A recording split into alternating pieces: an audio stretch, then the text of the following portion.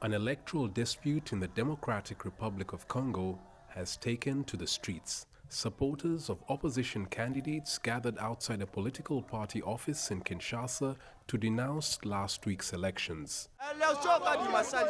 The election organised by Denis Kadima was flawed.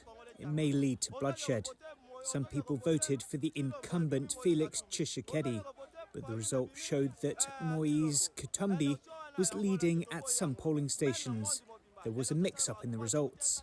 5 opposition candidates called for this protest in Kinshasa that has been attended by their supporters. But the DRC's Interior Minister prohibited them from holding it, saying that it would undermine the electoral process. The protests planned by the opposition candidates has attracted these young men who have been chanting slogans against the government. The police have deployed heavily in this area, ready to break it up. A few hours later, the protest turned violent. The demonstrators threw stones at the police and the officers fired tear gas to disperse them. One of the opposition candidates who organized the protest condemned the police's response. When our supporters showed up in large numbers, the police decided to fire tear gas.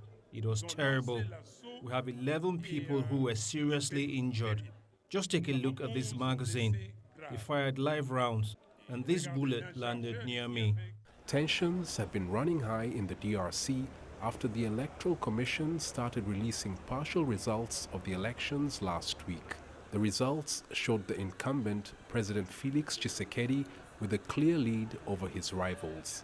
The opposition candidates say the vote was marred by many irregularities and are demanding fresh elections. Nearly 44 million people registered to vote in this year's elections. Vote counting is still ongoing. The Electoral Commission is expected to announce the full provisional results on December 31st.